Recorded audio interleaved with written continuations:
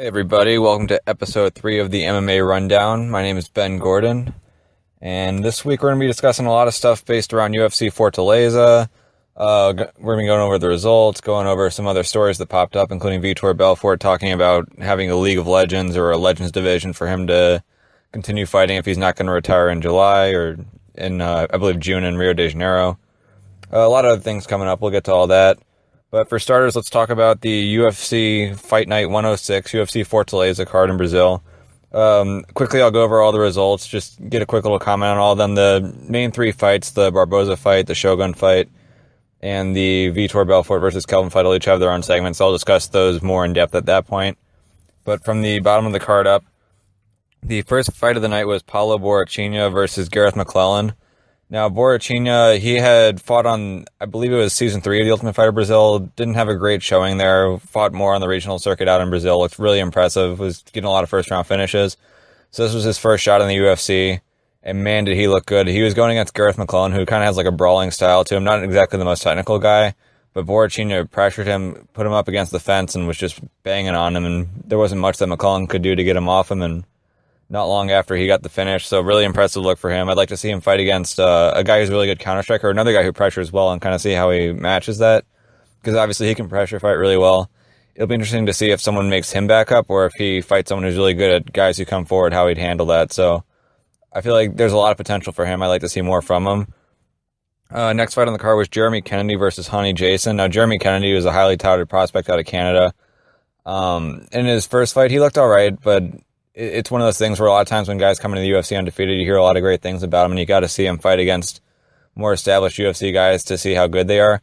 I was really impressed with Kennedy. Now, yes, in the second round, he did get caught with that flying double knee by Honey Jason, although I believe the initial knee missed, but the second knee is the one that caught him and dropped him. But great job by him to kind of recover. Obviously, Honey Jason's a higher rank in jiu-jitsu than him, but it appears as though Kennedy does a lot of no-gi and is really good at the MMA side of grappling. So to be in a position where you're rocked, you got a guy who's a higher rank on top of you. You got the whole crowd saying you're going to die after you just got drilled with a knee. To maintain composure, I mean, he did pretty good after that point in the round after he was able to get up. And then obviously in the third round, he won the first round as well. I like what I was seeing out of Jeremy Kennedy. I think he's going to be a very tough guy to beat. Honey Jason hasn't had a win since 2014 in the UFC.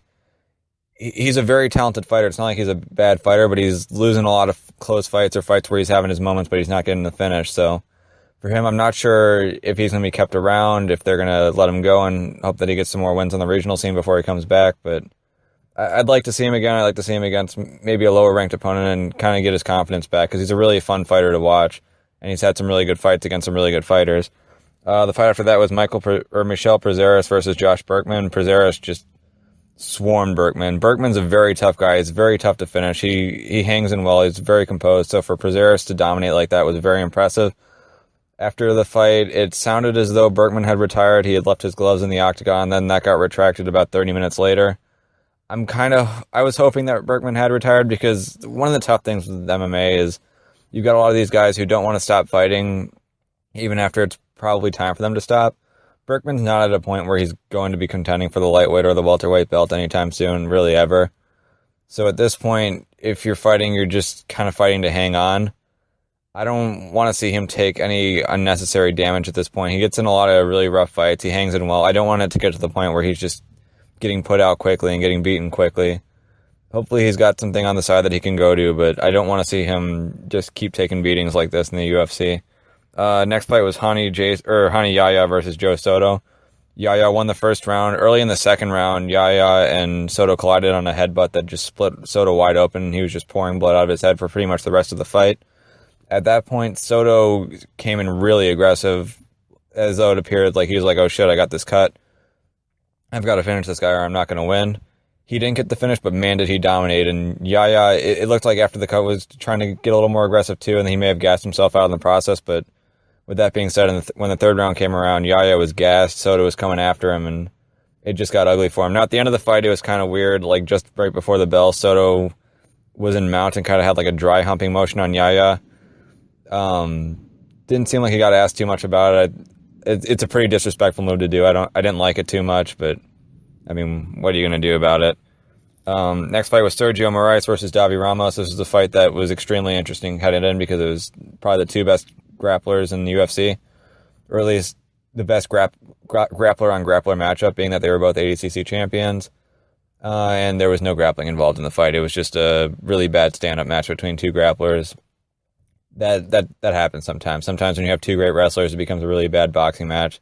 Sometimes when you have two great kickboxers, they decide, hey, I think I'm a better grappler, so I'm going to take you down. That's kind of what happened with Holly Holm and Jermaine Duranamy, where Holm was trying to wrestle Duranamy up against the fence. Now, she wasn't terribly effective in getting her down, but it's the same type of point. Kevin Lee versus Francisco Masaranduba Trinaldo. Trinaldo came out really strong in the first round, definitely won that round, had Kevin Lee rocked, but Lee caught him with a really hard head kick. Lee's got fantastic kicks.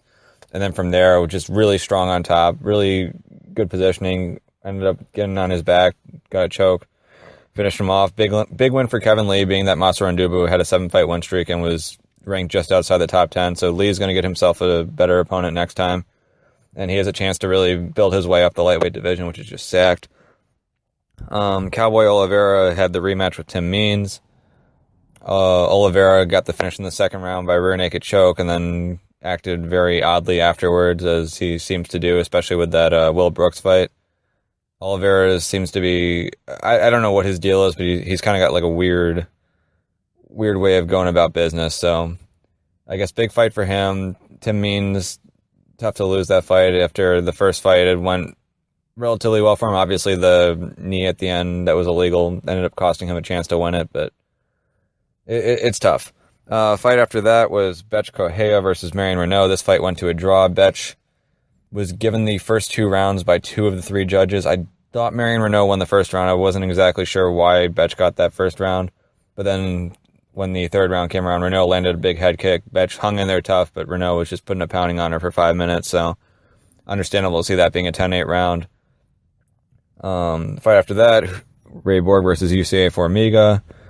Ray Borg just was able to kind of keep a really hard pace on Formiga, outstruck him by a little bit, and that was enough to get him the win by decision. Borg obviously looked fantastic against Louis Smolka. He's getting to the point where he's really close to a title shot. He's one of the few guys, it seems like, in the top 10 that hasn't already fought Mighty Mouse Johnson. So whether you give him to Joseph Benavidez, who doesn't have an opponent right now, or whether you just say, all right, let's hang on, we'll give Mighty Mouse and Wilson Hayes a chance to fight, see how they come out of that, and either give Borg Hayes or give him Mighty Mouse at that point.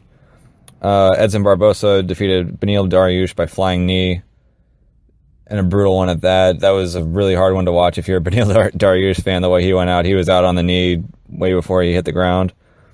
Shogun beat John Vellante in the third round by a TKO, and Kelvin Gastelum defeated Vitor Belfort by first round TKO.